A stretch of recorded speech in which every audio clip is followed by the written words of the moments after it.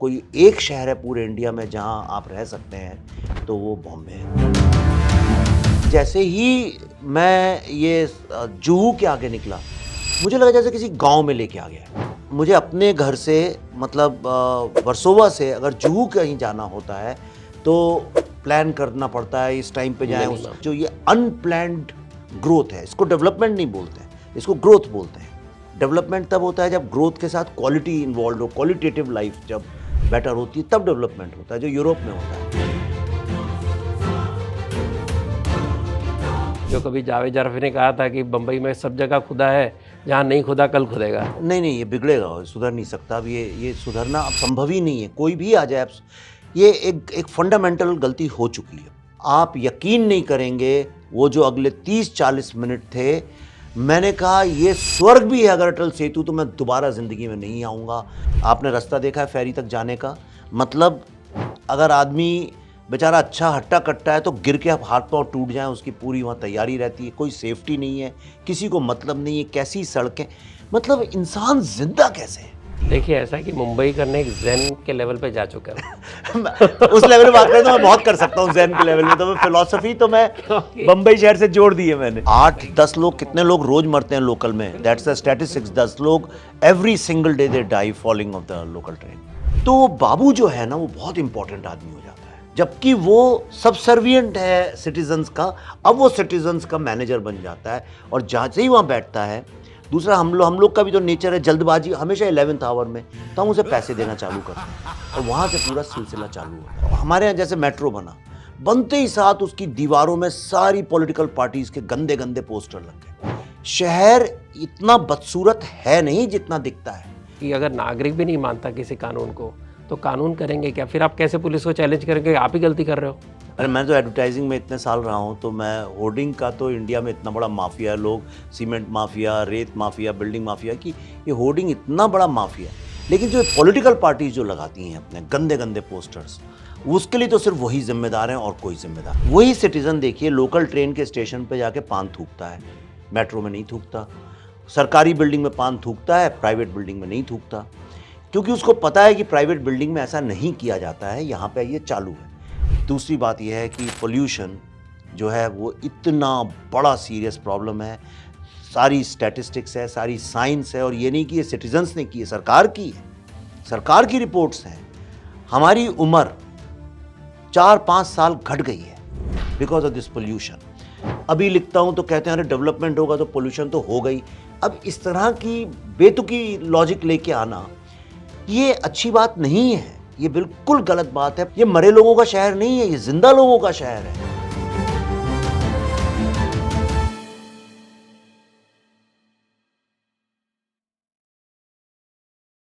नमस्ते दोस्तों, आज हम फिर मिल रहे हैं। मिशन मुंबई बोलते हैं महाराष्ट्र में। आपने पिछला एपिसोड देखा होगा जिसके अंदर अमित साटम जी ने बेबाक बातें की, जिसके अंदर उनको मैंने कई तरह के प्रश्न पूछे। एक पार्टी के लॉयलिस्ट होने के नाते उन्होंने कई उत्तर सही दिए, कई उत्तर डिप्लोमेसी से पार कर गए। लेकिन सवाल यह है कि आज हम ये बातें उठाने की आवश्यकता है। तो चाहे मित्र हों, चाहे हमारे विरोधी हों, सबसे बात पूछनी पड़ेगी, सबसे बात करनी पड़ेगी, क्योंकि प्रश्न है मुंबई का। तो आज मैं ऐसे व्यक्ति को लेकर आया हूँ जिसने मुंबई को अपनाया। और सालों पहले एक गाना था, ए दिल है मुश्किल जीना यहाँ, ज़रा हंस के ज़रा बच के, ये है बॉम्बे मेरी जान। आज वो मुंबई फिर कहलाता है। और उस मुंबई को अपनाने वाले हैं विवेक अग्निहोत्री। स्वागत है विवेक जी। नमस्ते रतन जी। और विवेक अग्निहोत्री जी को मेरा पहला प्रश्न यही है, क्योंकि मुंबई जो कहा जाता है कि माइग्रेंट्स का शहर है, जो आया यहीं का हो गया, चाहे अच्छा हो चाहे बुरा हो, लेकिन कोई यहाँ से जा नहीं पाता। इनमें एक विवेक जी भी हैं। तो विवेक जी को मेरा पहला प्रश्न ये है कि आपको कब लगा कि मुंबई मेरा घर बनेगा और मैं वापस भोपाल नहीं जाऊँगा? मैं यहाँ पे ऐसे तो जब छोटा था बचपन में, तो 10th पास करने के बाद आया था, और मुझे 11th के बाद भी आया था। छुट्टी, गर्मी की छुट्टियों में मेरे कज़िन रहते थे। तो जो मुझे सबसे अधिक अच्छा लगता था बॉम्बे का, कि वो तब थाने के पास एक जगह है कल्याण, वहाँ से नरीमन पॉइंट तक ट्रेन में बाहर ऐसे 2 उंगली उंगली लगा के लटक के जो ट्रेन में आते थे, वो हम भोपाल वालों के लिए एक बहुत एडवेंचर था। तो मुझे बहुत अच्छा भी लगता था वो। तब इतनी अकल भी नहीं थी कि ये सोचे कि इसमें कुछ गलत है, तब इतनी अवेयरनेस नहीं थी। लेकिन जब मैं यहाँ आया, मेरे ख्याल से अर्ली 90s की बात है, मैं एड फ़िल्म्स बनाने के लिए दिल्ली से यहाँ पे आता था। तो आपने अभी वो गाना लिया है दिल है मुश्किल जीना यहाँ, तो मैं यही सोचता था यार ये गाना क्यों लिखा है ऐसा? मुझे तो बहुत अच्छा लगता और है। देखिए सालों से आज भी वो सच है। मुझे तब सच नहीं लगता था जब मैं 90s में आया था यहाँ पे। अब सच लगने लगा है, अब वाक़ई में जीना थोड़ा मुश्किल होने लगा है। लेकिन तब मुझे बम्बई बहुत अच्छा लगता था इसलिए क्योंकि शायद इतना ट्रैफ़िक भी नहीं था जितना अब है और सोशल मीडिया, इंटरनेट ये सब भी नहीं था। सड़कें मुझे इतनी बुरी हाल में नहीं थीं और एनक्रोचमेंट भी इतना नहीं था। एक्चुअली आप आश्चर्य करेंगे, मैं आया तो कोलाबा में रहता था, उसके बाद मैं पाली हिल में एक पेइंग गेस्ट एक छोटे से कमरे में किसी के घर में रहता था। फिर मैंने जब थोड़ा सक्सेस आई, पर सक्सेस क्या है ना, थोड़ा इस हालत हो गई कि एक 1 बेडरूम ले सकें, तो अफ़ोर्ड नहीं कर सकते थे बांद्रा में, तो मेरा एक दोस्त था। उसने बोला मैं तुम्हें चलो तुम्हारा जो बजट है उसमें दिला देता हूँ। मैंने कहा कहाँ? कहता है 4 बंगला। मैंने कहा ये कहाँ है?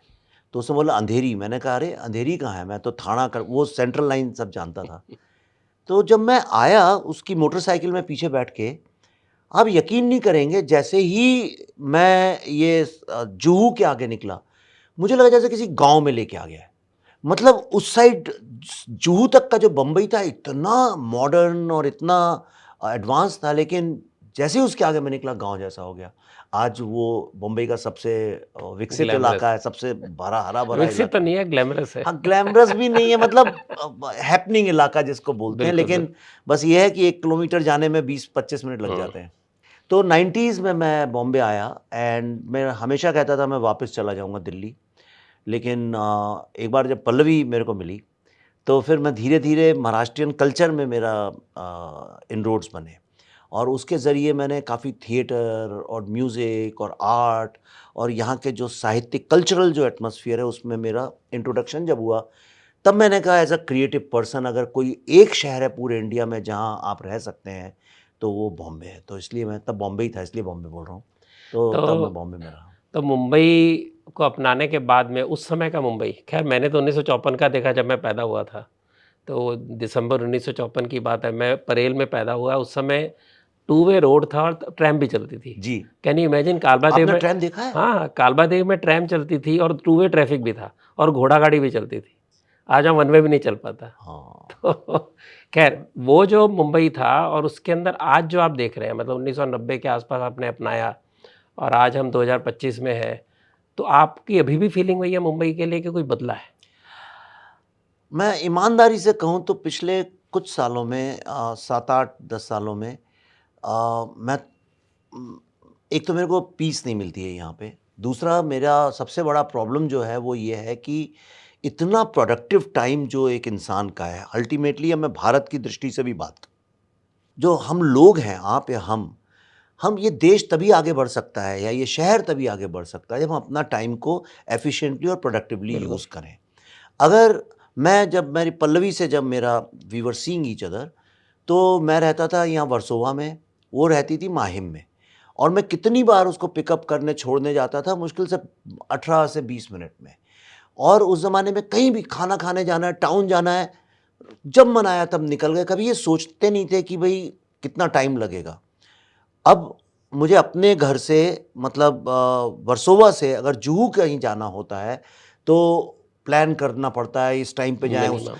आपसे भी आज यहाँ मिलने के लिए देखिए थैंक यू आपने कहा, तो संडे मैंने सिर्फ़ इसलिए किया कि मैं अपनी फ़िल्म में बिज़ी हूँ, तो मैं अगर नॉर्मल डे में आऊँ तो 4 घंटे मेरे आने-जाने में ही लग जाएँगे। बिल्कुल। तो ये एक जो समस्या है ट्रैफ़िक की, दूसरा जो पॉल्यूशन जो है इतना ज़्यादा प्रॉब्लम है और तीसरा मुझे लगता है जो ये अनप्लैन्ड ग्रोथ है, इसको डेवलपमेंट नहीं बोलते हैं, इसको ग्रोथ बोलते हैं। डेवलपमेंट तब होता है जब ग्रोथ के साथ क्वालिटी इन्वॉल्व्ड हो, क्वालिटेटिव लाइफ़ जब बेटर होती है तब डेवलपमेंट होता है, जो यूरोप में होता है। तो ये 3 चीज़ें मेरे को लगता है बम्बई की बहुत बड़ी समस्या हैं और अनप्लैन्ड ग्रोथ आई थिंक ये कहीं न कहीं एक दिन शहर को जैम कर देगी और है ही मोस्टली जैम्ड ही है शहर।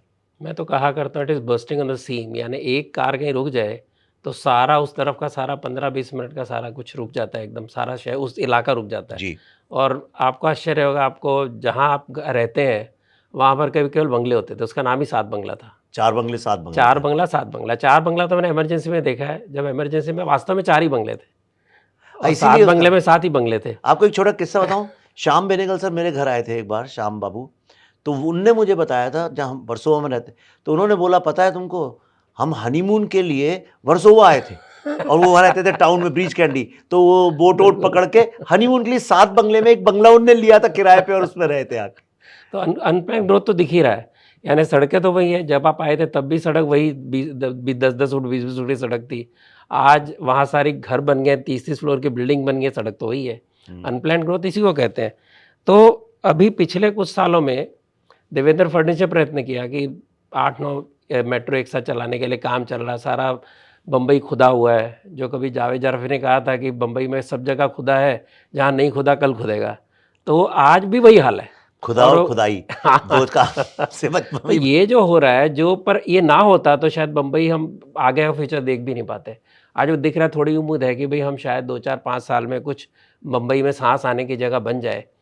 उसके पहले तो कुछ था नहीं, लेकिन ये जो सारा हो रहा है, क्या इससे बम्बई का पुनर्जीवन होगा क्या? जितना कुछ हो रहा है आज की तारीख में, सड़कों का कंक्रीटाइजेशन हो रहा है, वो अच्छा बुरा है वो तो अलग मेरा प्रश्न रहता ही है। मेट्रो बन रही हैं, जिस स्पीड से बन रही हैं, लेकिन उसमें जो हो रहा है उसके अंदर जो लापरवाही है नौकरशाही की, यानी आप जहाँ मेट्रो बन रही है, हमारे पास पता है कि मेट्रो बनने के इलाके के अलावा आसपास का 10-20 फुट की जगह टेढ़े-मेढ़े तरीके से रोकी जाती है, सड़कों को डाइवर्जन ढंग से बनाया नहीं जाता है। तो ये करते-करते, खांसते करते ये सब आदमी बम्बई में, आखिर आपको क्या लगता है, उम्मीद कब है कि बम्बई थोड़ा-सा, मुंबई जो है वो सुधर जाएगा? ऐसा कब लगता है कि मुंबई के हालात हो सकता है 2 साल में, 4 साल में सुधर जाए, ऐसा लगता है आपको? नहीं, नहीं, ये बिगड़ेगा और सुधर नहीं सकता। अब ये सुधरना अब संभव ही नहीं है, कोई भी आ जाए अब ये एक फंडामेंटल गलती हो चुकी है। वो गलती मैं बताता हूँ क्या है। वो गलती ये है कि हर चीज़ अलग-अलग तरह से प्लान हो रही है। एक होता है अर्बन प्लानिंग में कॉन्सेप्ट होता है इंटीग्रेशन, ओके? मतलब फॉर एग्ज़ाम्पल आपने मेट्रो अगर प्लान किया, अब वो मेट्रो जो स्टेशन है, वहाँ पे आपने कितनी बड़ी पार्किंग बनाई ताकि लोग अपनी गाड़ी रोक सकें वहाँ पे। वहाँ से फिर पब्लिक ट्रांसपोर्ट का क्या सिस्टम है, कहाँ से ट्रैफिक का फ्लो आने वाला है। अगले बनने में अगर 10 साल लगने वाले हैं एक चीज़ को, कितने साल हो गए, मेट्रो तो दशकों हो गए उसके, इतने साल से है, इतने साल में बनेगी, तो तब क्या प्रोजेक्शन होगा ट्रैफिक का। फिर उसके आसपास अगर आपने फूड कोर्ट्स और ये सब चीज़ें, शॉपिंग एरियाज़ बनाए अगर एक स्टेशन के पास में, तो उससे कितना ट्रैफिक आएगा, तो कितनी आपको पार्किंग करनी है। दूसरा, मेट्रो जहाँ से निकल रही है उसके अगल बगल में बिल्डिंग्स हैं, तो आप साउंड कैसे ब्लॉक करते हैं उसका। ये पूरी एक इंटीग्रेटेड प्लानिंग है। आपने कोस्टल रोड बना दी, ठीक है, ब्रिजेस बना दिए, फोटो लोग डाल रहे हैं, वाह वाह वाह क्या बात है क्या बात है, लेकिन उसकी जो एग्जिट और एंट्री है वो बॉटल नेक वैसा का ही वैसा है। मैंने एक दिन ट्राई किया, पूना से आ रहा था कि अटल सेतु ले लेता हूँ, तो मैंने देखा दोनों एक ही टाइम बता रहा था। बिल्कुल। मैं अगर डायरेक्ट आता था कोलाबा से या वहाँ से, तो मैं वहाँ से आया। अटल सेतु माइंड ब्लोइंग बहुत अच्छा है, लेकिन अटल सेतु भी शुरू में अजीब सा है, कुछ कहीं ट्रक खड़े हैं, कहीं धूल पड़ी है, जो भी है। पनवेल की तरफ तो बहुत बुरा हाँ, हाल है। उधर बहुत बुरा हाल है पनवेल की तरफ। फिर बीच में जहाँ समुंदर आता है बड़ा अच्छा हो जाता है वो, पर जैसे ही आप निकलते हैं, कहाँ निकलता है, शिवड़ी में निकलता है वो। हाँ जी। हाँ, आप यकीन नहीं करेंगे, वो जो अगले 30-40 मिनट थे, मैंने कहा ये स्वर्ग भी है अगर अटल सेतु, तो मैं दोबारा ज़िंदगी में नहीं आऊँगा। मतलब बॉटल नेक इतनी चौड़ क्यों हो जाती है। मैं जहाँ रहता था कई साल वर्सोवा में, उस वहाँ पे गवर्नमेंट ने सैंक्शन कर दी एक बड़ी चौड़ी सड़क, मतलब ऐसा लगता है एक्सप्रेसवे बना दिया है। वो 1 किलोमीटर की पट्टी है बस।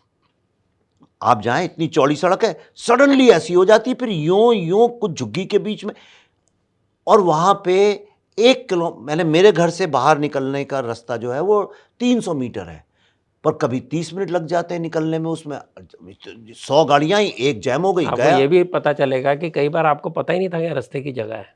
हाँ, फिर वो 20 साल बीएमसी केस लड़ती है, 30 साल, फिर जाके एक आध कोई दुकान है, वो कोई अंधेरी मकान का हटाया एक वो जाता था है। ना, वो सड़क ही खो गई थी, क्या नाम है उसका, बड़ा फेमस वो अंधेरी जो अभी बन रहा है गोखले ब्रिज के बगल में, वो सड़क ही मिली बहुत सालों बाद। मैं भी शूटिंग कर रहा था मड में, 3-4 महीने हमने शूटिंग करी, तो यहाँ से 1-1.5 घंटा लगता है, इसलिए हम लोग फेरी से जाते थे, राइट? आप कभी गए हैं वर्सोवा फेरी से? गया हूँ मैं। आपने रास्ता देखा है फेरी तक जाने का? मतलब अगर आदमी बेचारा अच्छा हट्टा-कट्टा है तो गिर के हाथ पाँव टूट जाएँ, उसकी पूरी वहाँ तैयारी रहती है, कोई सेफ्टी नहीं है, किसी को मतलब नहीं है, कैसी सड़कें, मतलब इंसान ज़िंदा कैसे है? ये एक आश्चर्य की बात है। और जब लोग मजाक उड़ाते हैं मुंबई स्पिरिट का, मैं कहता हूँ मजाक उड़ाने की बात नहीं है, इसलिए लोगों के पास ऑप्शन नहीं है, उसके बावजूद इतने समन्वय के साथ रहते हैं, वहीं से जाते हैं और पूरा मठ खोद दिया। अच्छा, खोद दिया, मुझे उससे शिकायत नहीं, सड़कें बनती हैं, आपने बस खोद दिया। देखिए ऐसा है कि मुंबई करने एक ज़ेन के लेवल पे जा चुका हूँ। उस लेवल में बात करें तो मैं बहुत कर सकता हूँ, ज़ेन के लेवल में तो मैं फिलॉसफी तो मैं क्योंकि बम्बई शहर से जोड़ दी है मैंने। मैंने ये कहा था, इनफैक्ट मेरे पहले पॉडकास्ट में मैंने कहा था कि ये स्पिरिट ऑफ मुंबई ये सब मुंबई वालों के फ्रॉड है, मेरी मजबूरी है। मैं टूटी सड़क पे जा रहा हूँ, मैं ट्रेन में लटक के जा रहा हूँ, मेरी मजबूरी है। जी जी जी, आज बम फूटा कर मुझे कमाने जाना है तो मैं उसी ट्रेन में दोबारा चढ़ूंगा, इसलिए नहीं कि मैं डरता नहीं हूँ, इसलिए मेरा उपाय नहीं है। ये जब समझ में, जब तक ये नहीं आएगा ना यहाँ के मुंबई के 8-10 लोग, लोगों कितने का। लोग रोज मरते हैं लोकल में, बिल्कुल दैट्स द बिल्कुल स्टैटिस्टिक्स, बिल्कुल 10 लोग बिल्कुल। Every single day they die falling off the local train. अभी देखिए मुझे लगता है, मैं भी एलएम वगैरह में एक्टिव हूँ और मैं पवई के लिए भी मैंने कोशिश की, कमिश्नर्स को मिला, डिप्टी कमिश्नर, जो भी हर लेवल के व्यक्ति को मिला, लोकल वार्ड ऑफिसर को मिलते हैं, बड़ी सुंदरता से, बड़े प्यार से बात करते हैं, यानी मानना पड़ेगा, बड़े प्यार से। आपको लगता है मेरे लिए बैठा है और मेरी बात सुन रहा है, एक्शन नहीं होता। ट्रैफिक पुलिस से लड़ लीजिए, प्यार से उसको लेटर दे दीजिए, डेलीगेशन लेके जाइए, सब बड़े प्यार से सुनेंगे, हाँ करने का लागू नहीं करेंगे। ये जो एक उदासीनता है बाबू की, और वो जो ब्यूरोक्रेट है, जो वास्तव में पावर जिसके पास है, बाकी सब तो पॉलिटिकल सिस्टम बना हुआ है कॉरपोरेशन का, लेकिन पावर उसके पास है, उसकी जो उदासीनता है, ये मुंबई के लिए बहुत बड़ी एक समस्या है। इसके बारे में आप क्या सोचते हैं, उनको कैसे सुधारा जा सकता है? देखिए वो तो एक फंडामेंटल लेवल पे पूरा क्या है, जो म्यूनिसिपैलिटी वर्ड जो है वो, उसको एक बात समझनी चाहिए, ये कम्युनिटी है, राइट? ये शहर किसी और का नहीं है। आप समझिए एक मोहल्ला है तो वो सरकार का नहीं है, वो बीएमसी का भी नहीं है, वो लोगों का है, लोगों का एक कम्यून है, कम्युनिटी है। अब उसको चलाने के लिए आप वोट देके कुछ लोग को अपॉइंट करते हैं कि भाई पानी आए, बिजली आए, सड़कें ठीक रहें, हवा प्रदूषित ना हो। अब होता क्या है, हमारे यहाँ प्रॉब्लम ये है कि हर काम कराने में इतने ज़्यादा सिस्टमैटिक बॉटलनेक्स हैं, एक एक चीज़ करने में सरकारी वही चला रहा अंग्रेजों के ज़माने का कॉलोनियल, जिससे आप भी लड़ रहे हैं, हम भी लड़ रहे हैं। तो बाबू जो है ना, वो बहुत इंपॉर्टेंट आदमी हो जाता है, जबकि वो सबसर्विएंट है सिटीजन्स का। अब वो सिटीजन्स का मैनेजर बन जाता है और जहाँ से ही वहाँ बैठता है। दूसरा, हम लोग का भी तो नेचर है जल्दबाजी, हमेशा 11th आवर में, तो हम उसे पैसे देना चालू करते हैं और वहाँ से पूरा सिलसिला चालू होता है। आज देखिए, आज ही पेपर में आया था, वो होर्डिंग्स को लेके जेल भेजा है कल कोर्ट ने कितने सारे बाबुओं को, इनके लाखों लाखों रुपए लेके बम्बई में 90% इलीगल। बिल्कुल। दूसरा, इसमें एक पॉलिटिशियंस की बहुत बड़ी जिम्मेदारी है। मैं सिर्फ बाबुओं को ही गाली देना, मेरे ख्याल से बाबू जो हैं वो करते हैं पॉलिटिशियंस के अंडर काम। बम्बई इतना अगली है, लोग एयर पोल्यूशन की बात करते हैं, वाटर, पर कोई विजुअल पोल्यूशन की और ओरल पोल्यूशन की बात नहीं, नहीं आपको करता। पता है ब्यूटिफिकेशन के लिए मोदी सरकार ने 500 से 600 करोड़ बीएमसी को दिए थे, उसकी ब्यूटिफिकेशन आपने देखी है कहीं, कभी ध्यान दिया मैंने आपने? तो कभी नहीं देखा। आप देखेंगे, अगर आप ध्यान से जाएंगे कुर्ला के इलाके में, इवन ये आपका जो अंधेरी फ्लाईओवर है जो आपके जुहू लेन को जाता है, वहाँ पर एंटीक ब्रिटिश वो कॉलोनियल टाइम की लाइट्स लगाई है, डेकोरेटिव लाइट्स। अच्छा। और डिवाइडर के ऊपर कप लटके हुए, जैसे अपने घर में नहीं हम सुंदर सी बेलें लटकाते हैं, हाँ। वो रोड पे हैं, जिनके अंदर पानी दोबारा कोई डालता नहीं, सड़ जाते हैं। कटोरियाँ भी सड़ जाती हैं। ये हो रहा ब्यूटिफिकेशन का हाल। उसमें और एक ही सड़क पे किसी ने बड़ा सुंदर लिखा था फोटो खींचते हुए कि कुर्ला में एक ही सड़क के ऊपर उस 1 किलोमीटर के अंदर 4 तरह की ये स्पेशल जो लाइटें होती है, क्या बोलते हैं उसके, एंटीक लाइटें, हाँ। वो लगी हुई है। साथ में आपकी सोडा, वो अपने सोडियम लाइट्स भी लगी हैं, हेलोजन भी लगे हैं, और साथ में ये भी लगे हुए हैं कहीं पर बेचारे खोए हुए, जो आपको आपने देखे ही नहीं आज तक। हाँ। बेचारा रोएगा जो सुनेगा जिसने वहाँ लगाया था। नहीं, तो ये ब्यूटिफिकेशन का कंसेप्ट ही हमारा, जो आपने अगली कहा ना, नहीं, देखिए ब्यूटिफिकेशन की जिम्मेदारी तो पॉलिटिशियंस के ऊपर भी है। अभी गेटवे ऑफ इंडिया गया था, आप गेटवे ऑफ इंडिया गए होंगे। हाँ। इस बार मैं कितना मायूस हुआ, मतलब गेटवे ऑफ इंडिया हमने कई साल देखा, मैंने बचपन से देखा है, वहाँ कुछ there is nothing attractive, there nothing, it's ugly. बल्कि वो येलो येलो वो गंदे वो शिवाजी लगे किसी रहते हैं। कोने में बेचारे वो बैठे हैं, उनके हाँ, आसपास कोई गार्डन होता था, गार्डन भी नहीं रहा, बड़े बड़े म्यूजिकल बॉक्स लगे हुए हैं, गार्डन चला गया क्योंकि वो। ये हाँ, थोड़ा सा रह गया, यानी हाँ, कमरे जितना बड़ा होगा, दोनों तरफ म्यूजिकल बॉक्स बड़े बड़े लगे हैं पब्लिक इवेंट के लिए। गेट ऑफ इंडिया हमेशा अंडर रिपेयर रहता है, आज भी अंडर रिपेयर है, वहाँ केवल फोटोग्राफर और वो घूमते हैं पुलिस 100। के वो लगे रहते हैं हाँ, बैरिकेड्स, गंदे से बैरिकेड है, येलो गंदे से कलर के। उसमें हाँ, ग्रिल्स है, और जो आता है केवल 100 फोटोग्राफर बैठे हैं आपकी फोटो खींचने के लिए, सबके पास वही फोटो है, सबके पास वही कैमरे हैं, उसके अलावा अंदर कुछ नहीं है। पोर्टा कैबिन खड़े हैं जगह जगह, जिनके अंदर शायद वो रिपेयर के लिए पड़े हैं, पता नहीं ऑफिसर्स के लिए पड़े हैं, किसके लिए पता नहीं, लेकिन पोर्टा कैबिन से यानी वहाँ जाके आपको लगा वाकई ये वही गेटवे ऑफ इंडिया जिसकी फोटो सारी दुनिया में मशहूर है। ब्यूटिफिकेशन की तो बात बहुत देर में आती है, पहले फंडामेंटली एक रोड अच्छा हो। मैंने एक चैलेंज किया था, 3 किलोमीटर अगर सबब में आपको रास्ता अच्छा दिखता है तो मैं कोई भी शर्त हार जाऊंगा। 3, आप एक 500 मीटर मुझे दिखा दीजिए कहीं पे भी, मान जाऊंगा मैंने दिल जरा बड़ा किया, मैंने कहा चलो नहीं इतना मैं तो नहीं, मैंने तो 1 किलोमीटर से। लेकिन अच्छा मैं एक बात बताऊं, आपने पॉलिटिशियन की बात की, मैं नहीं आपको उसमें एक पता, बात हाँ, रह गई आपने थी। एक मिनट, पॉलिटिशियन की बात को पता है 2022 से बीएमसी कॉर्पोरेटर का रोल डिसॉल्व हो चुकी है, 2022 में 3 साल निकल गए। वही मैं कह रहा हूँ, क्यों हाँ। नहीं हुए वो इलेक्शंस, वो किसकी जिम्मेदारी है? मुझे सीरियसली नहीं पता रतन जी किसकी है, लेकिन मुझे ये बताइए क्या पॉलिटिशियंस की नहीं, कोई उसका फर्क पड़ा क्या? लेकिन कॉर्पोरेटर नहीं है। मैं जनता से पूछना चाहता हूँ, आका कॉर्पोरेटर भी 3 साल से नहीं है, आपके जीवन में कुछ फर्क पड़ा क्या? कुछ नहीं फर्क पड़ा, अच्छा या बुरा? कुछ भी नहीं हुआ। तो वो आपने हो तो politician भी की बात यही की। रहेगा, एग्जैक्टली। हालत ही नहीं बदले। पर मैं एक जो मुझे समस्या ये है कि जो हमारे यहाँ जैसे मेट्रो बना, बनते ही साथ उसकी दीवारों में सारी पॉलिटिकल पार्टीज के गंदे गंदे पोस्टर लग गए। शहर इतना बदसूरत है नहीं जितना दिखता है। अभी मैं आ रहा था, संडे का दिन है, मैं अपने ड्राइवर से यही कह रहा, सड़कें कितनी चौड़ी चौड़ी हैं।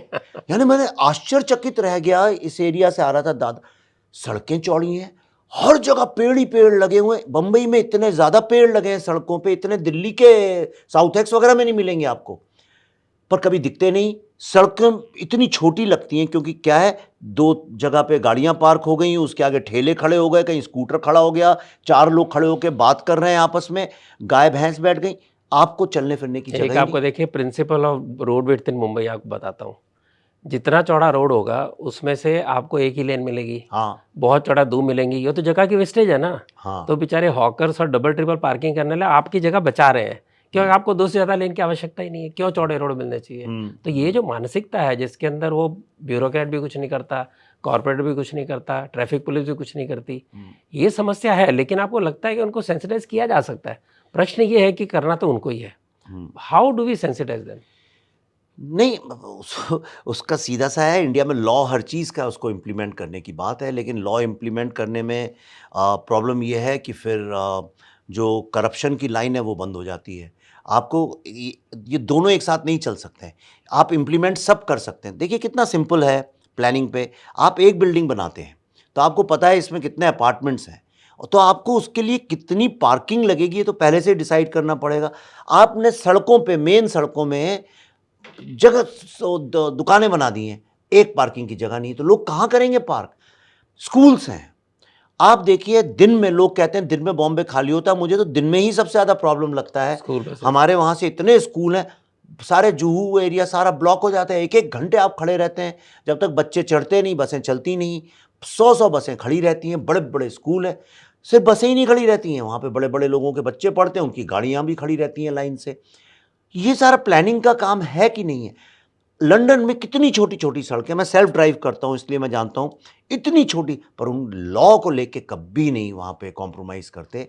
इतना आप 2 मिनट रुक सकती है गाड़ी, 2 ही मिनट रुक सकती है, यहाँ छोड़ो वहाँ जाओ, यहाँ उतारो। हमारे यहाँ कोई लॉ नहीं, कोई सिस्टम नहीं, कोई देखने आपने वाला बड़ी अच्छी बात उठाई। मतलब मैं मानता हूँ कि जहाँ एक तरफ कॉर्पोरेशन की अपनी जिम्मेवारी है, ट्रैफिक पुलिस की जिम्मेवारी है, वहाँ नागरिक की भी जिम्मेवारी है। बिल्कुल वही जो बड़ी बड़ी कारें लेके खड़े रहते हैं, वो डबल पार्किंग करके स्कूल के आगे खड़े रहते जी। हैं, वो फ्लैश लाइट चला देते हैं। आपका जो इलाका मार्केट है वहाँ पर नो पार्किंग के बोर्ड लगे हैं, जहाँ नो पार्किंग के बोर्ड लगे हैं हॉकर खड़े हैं, जहाँ हॉकर खड़े हैं उनके आगे कार खड़ी है। सब्जी ठेले के सामने देखिए, बिल्कुल। तो भाई नागरिक का मैंने कर्तव्य देखा है ना लोग कुछ। गाड़ी से बैठे बैठे ऑर्डर देते रहते हैं, बिल्कुल। सब्जी वाले, भैया 2 लौकी देना, 2 भिंडी देना। मैंने उसके ऊपर एक व्यंग्य भी लिखा था दैनिक जागरण में, मुझे बड़ी हंसी भी आती है वो देख के, पर लोग 2 कदम नीचे उतरने को मतलब तैयार वही नहीं। मैं कह रहा हूँ कि अपेक्षा नौकरशाही से करना, अपेक्षा पॉलिटिशियन से करना, हमसे भी अपेक्षा करनी चाहिए। मैं मानता हूँ कि आपने जो एक अब कहते कहते बात कह दी कि अगर नागरिक भी नहीं मानता किसी कानून को तो कानून करेंगे क्या? फिर आप कैसे पुलिस को चैलेंज करेंगे आप ही गलती कर रहे हो? हम्म। पुलिस वाला बोलता है, एक मुझे पुलिस वाले ने मज़ेदार बात बताई, हीरानंदन में वाइट कलर की कार है, वो बोला उसके ऊपर 1,71,000 का जुर्माना लग चुका है क्योंकि हर बार वो कानून तोड़ता है वन वे का। उस कार की कीमत 70,000 है उनकी बुक। बताइए क्या करेगा पुलिस वाला? वो मतलब पैथेटिक है। मैंने कहा होर्डिंग क्यों नहीं हटाते? हम एक बार एएलएम में उसको बुलवाया, उसको बहुत हमने बोला इतने आपको लेटर देते हैं आप हटाते नहीं होर्डिंग, जन्मदिन के मरण दिन के दुनिया भर के होर्डिंग लगे रहते हैं। तो बोला सर 64 स्क्वायर किलोमीटर के अंदर हम एंक्रोचमेंट वाले का केवल 3 लोग हैं। Can you imagine? यानी मैन पावर नहीं है। आप अगर फाइन लगाते हैं आपकी सैलरी सारी निकल जाती है, आप ट्रैफिक पुलिस रख लीजिए, आप होर्डिंग एंक्रोचमेंट वाले रख लीजिए, लेकिन एंक्रोचमेंट में उसने कहा 64 स्क्वायर किलोमीटर केवल 3 हम लोग हैं, कहाँ हटाएं कहाँ लगाएं? तो आपने जो प्लानिंग की बात की वो तो यहाँ भी प्लानिंग की बात आती है कि मैन पावर कहाँ लगी हुई है। म्यूनसिपैलिटी का बजट है जो दुनिया सबसे बड़ा बजट भारत में सबसे ज्यादा है। Bigger than even some countries, या उसके अंदर मैक्सिमम जो अमाउंट है वो सैलरीज पे जाता है। अच्छा। वो कौन से कॉरपोरेशन के एम्प्लॉई है जिनको तनख्वाह मिलती है? लोगों के हिसाब से कॉरपोरेशन का कुछ चलता ही नहीं है, except when you put a hoarding they will come and fine you.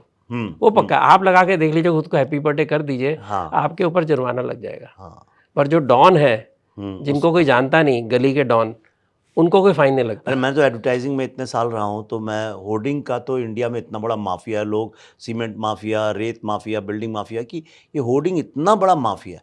लेकिन जो पॉलिटिकल पार्टीज जो लगाती हैं अपने गंदे गंदे पोस्टर्स, उसके लिए तो सिर्फ वही जिम्मेदार हैं और कोई जिम्मेदार मैं जरा वातावरण को हल्का कर रहा हूँ।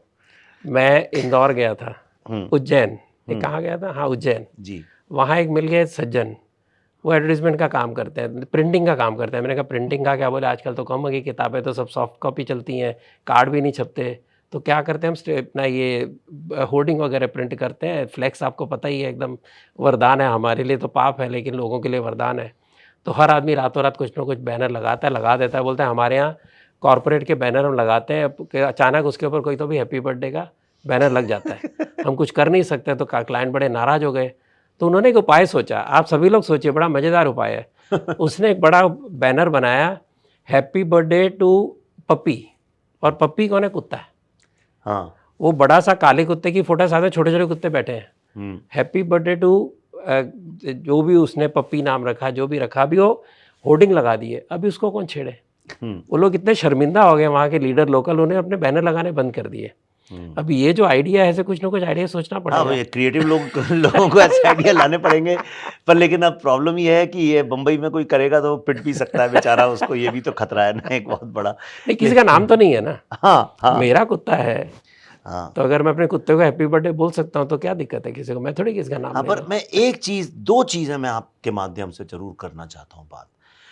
तीन बातें छोटी छोटी सी। एक, सिटीजन की रिस्पॉन्सिबिलिटी बहुत इंपॉर्टेंट है, लेकिन सिटीजन को पता, जब तक पता नहीं हो कि अगर मैं ये करूंगा तो इसमें मेरा क्या नुकसान होगा, वही सिटीजन देखिए लोकल ट्रेन के स्टेशन पे जाके पान थूकता है, मेट्रो में नहीं थूकता, सरकारी बिल्डिंग में पान थूकता है, प्राइवेट बिल्डिंग में नहीं थूकता, क्योंकि उसको पता है कि प्राइवेट बिल्डिंग में ऐसा नहीं किया जाता है, यहाँ पे ये चालू है। एक ये जो प्रॉब्लम है, इसको कैसे एड्रेस किया जाए मुझे पता नहीं है। दूसरी बात, सबसे इंपॉर्टेंट बात यह है कि चलने के लिए इस शहर में एक समस्या है।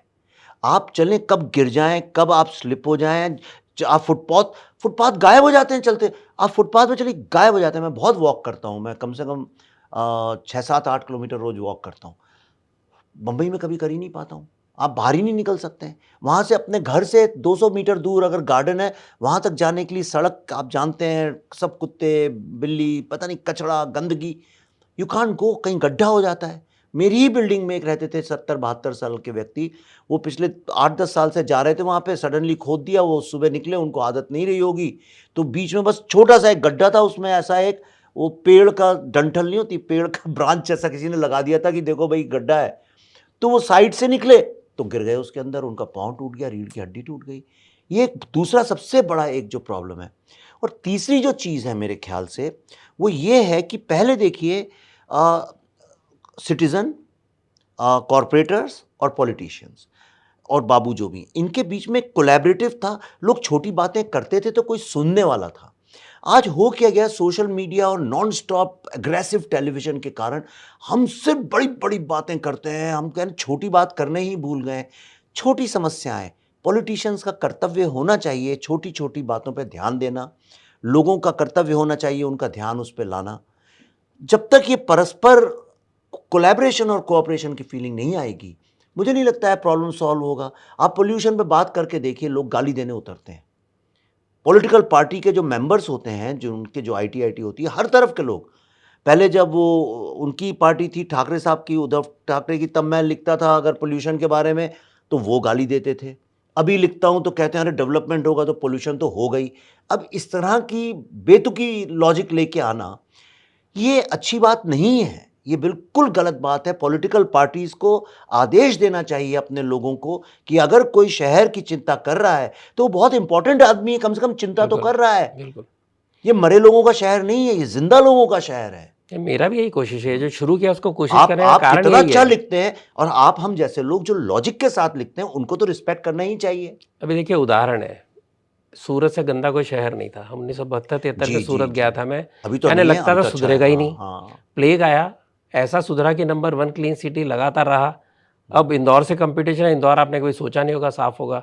भोपाल कितना सुंदर शहर है। नंबर 2 या 3, यानी नागरिक चाहे और कॉरपोरेटर चाहे और सब मिलके काम करें तो इंदौर बन सकता है, भोपाल बन जी सकता है, सूरत बन सकता है। देरी किस बात की जी है? जी जी। यानी हारने की बात नहीं है। जो हमने कहा, ये कटु बातें कुछ कही आपको बुरी लग सकती हैं, लेकिन मैं ये मानता हूँ कि इसी के साथ जो एक बहुत बड़ा पॉजिटिव जो इम्प्रेशन है, जो स्वच्छ भारत के पहले सूरत ने किया, स्वच्छ भारत के इंदौर और भोपाल ने किया, और कई शहर जी दक्षिण में भी बड़े साफ सुथरे शहर हैं।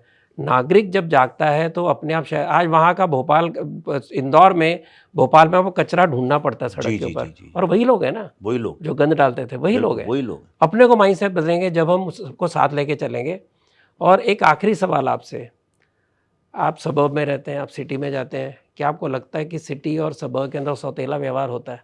यानी ये तो मुझे तो लगता है। देख के ही समझ में आ जाएगा, मतलब ये तो आपको देख के ही समझ में आएगा कि कौन प्रिविलेज्ड है और कौन प्रिविलेज्ड नहीं है। इसमें कहने की ज़रूरत नहीं है।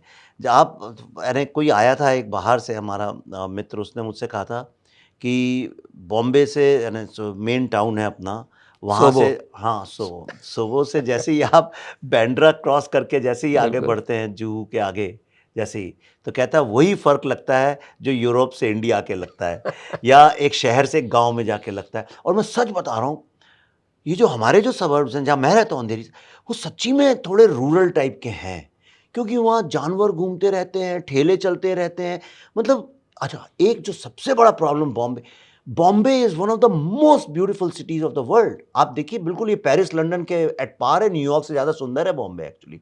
इतनी हिस्ट्री है, इतना आर्किटेक्चर है, दिखता ही नहीं है। प्रॉब्लम ये है कि fast moving traffic, slow moving traffic and non wheel traffic सब एक साथ घुल मिल के चल रहे हैं। उनको अलग अलग चलना चाहिए। स्लो मूविंग ट्रैफिक और फास्ट मूविंग ट्रैफिक दुनिया के किसी भी सभ्य देश में अलग अलग चलता है। हमारे यहाँ सब मिक्सड है। तो अगर आप गाड़ी से जा रहे हैं, मर्सिडीज भी ले लें, ठेला सामने आ गया। मैं तो कई बार कहता हूँ इन फिल्म इंडस्ट्री वालों से, तुम लोग इतना करोड़ों रुपए इन गाड़ियों में खर्च क्यों करते हो, 5-5, 4-4 करोड़ रुपए। पहली बात तो तुम नीचे उतरो, बंबई में बिल्डिंग्स, किसी को पता भी नहीं किस गाड़ी से आए हो और किस गाड़ी से जा रहे हो, किसी को नहीं पता। दूसरा, वो गाड़ी अपने इंजन पावर और स्पीड के लिए होती है, वो है नहीं।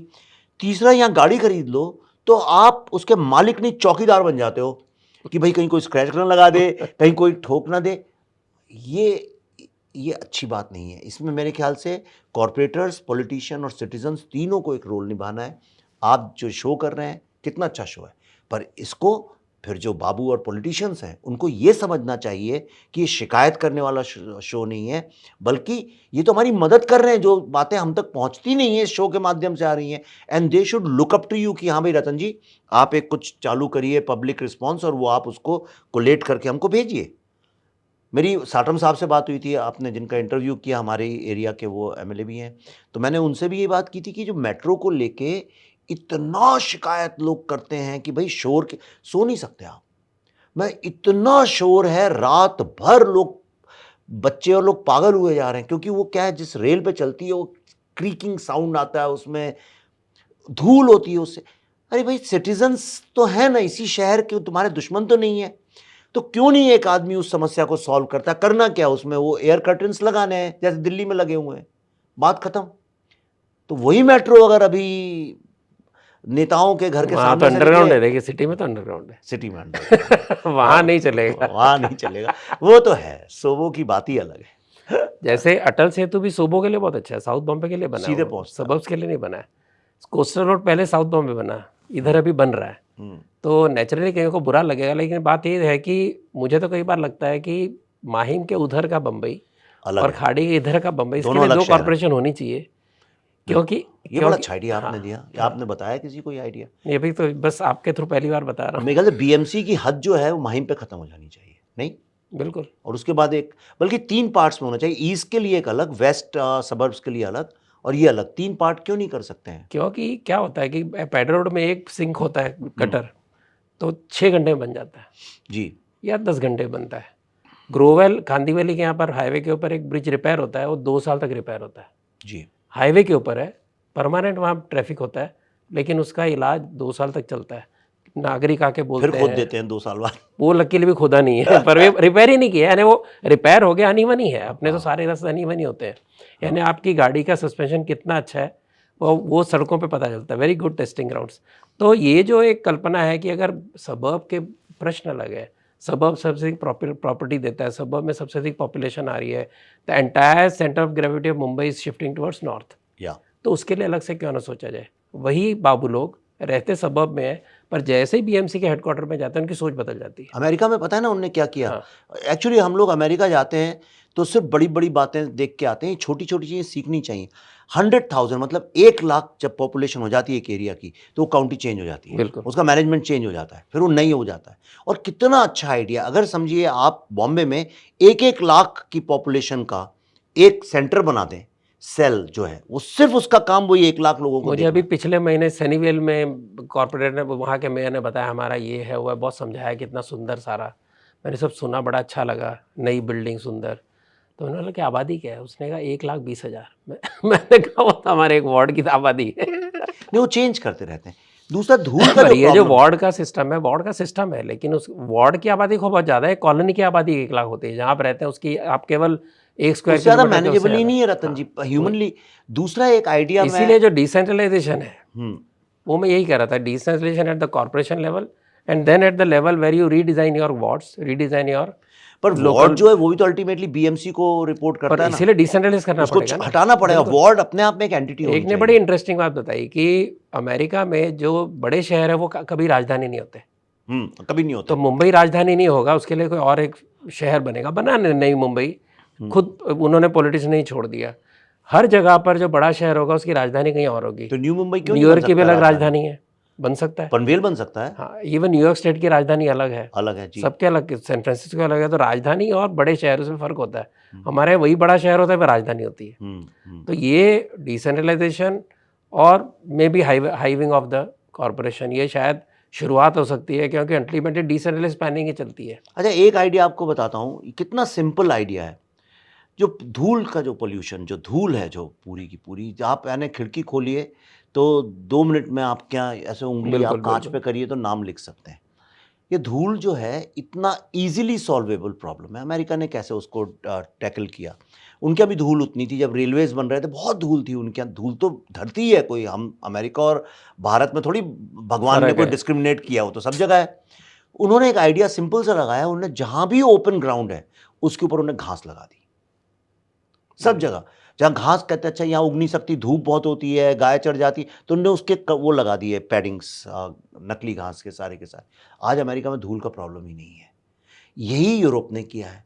तो ये इतना सिंपल, इसमें कोई खर्चा भी नहीं है। आप क्यों नहीं कर सकते ये काम?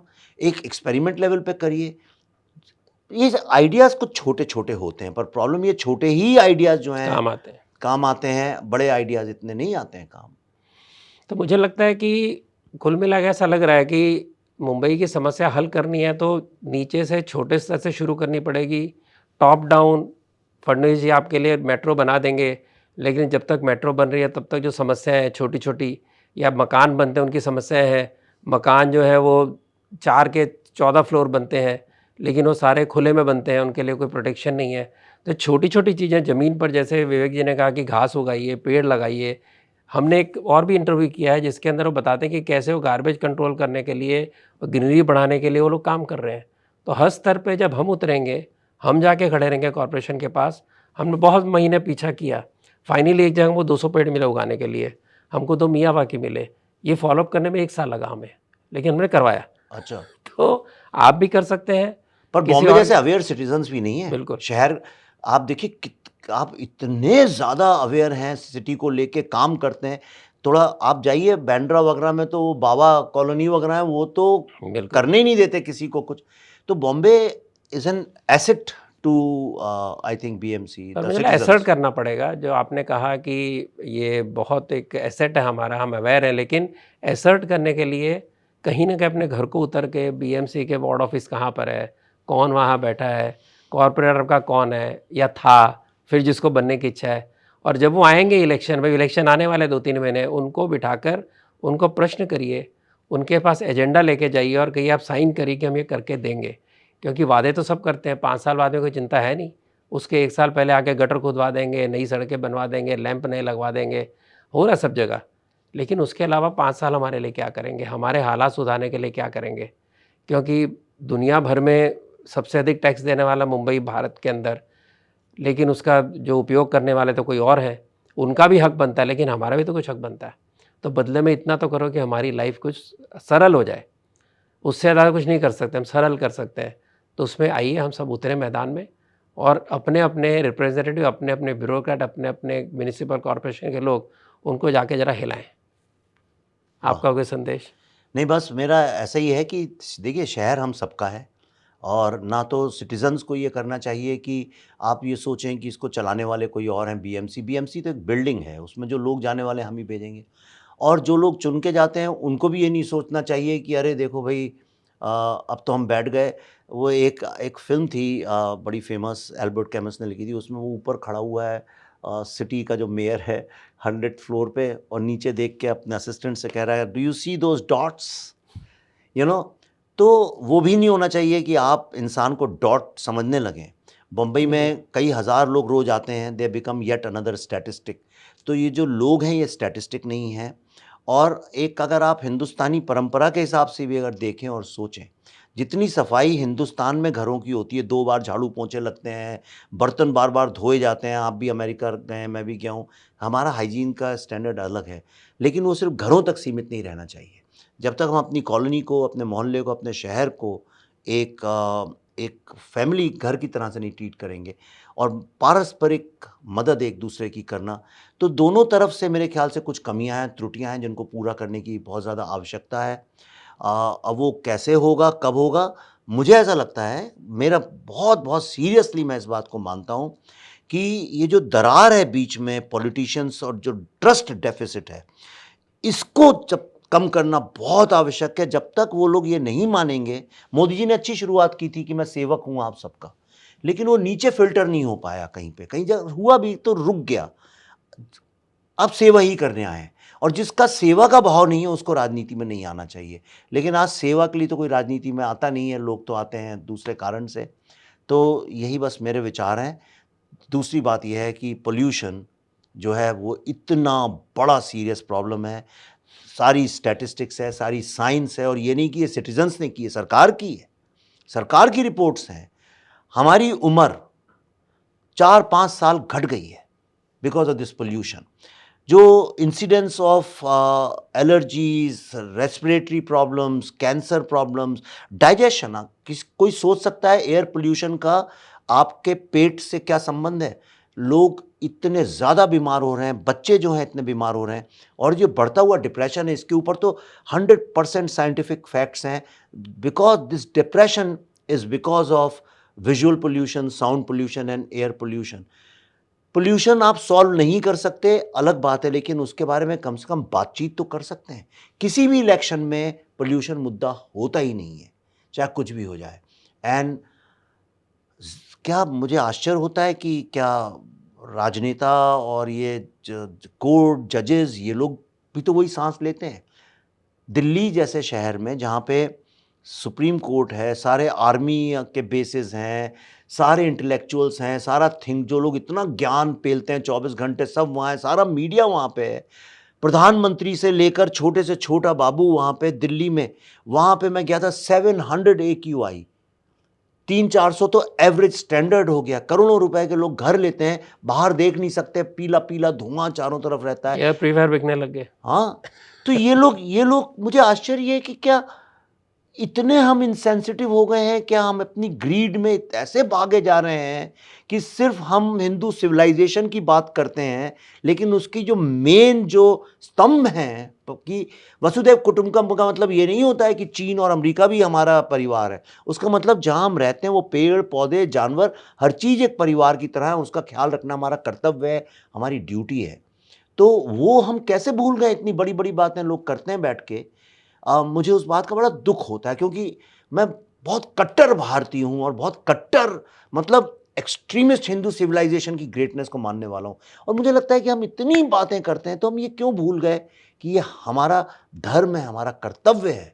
गांव शहरों से ज़्यादा साफ सुथरे हैं, गांव में पोल्यूशन नहीं है, लोग ख्याल रखते हैं। पंचायत बैठ के कहती है नहीं भाई ये पेड़ तुम नहीं काट सकते हो, तुम ये नहीं कर सकते हो। आपकी गैया देखिए वहाँ घूमने चली गई थी। तो दैट्स व्हाट आई थिंक, परस्पर सहयोग और परस्पर चिंता करना कि हम सबका प्रॉब्लम है, हम सब इस पे काम करेंगे। कोशिश यही है विवेक जी कि लोग जागें, अपने बारे में चिंता करें, अपने आसपास की चिंता करें, तो शायद बम्बई में सांस लेना आने वाले कुछ सालों तक भी संभव रहेगा।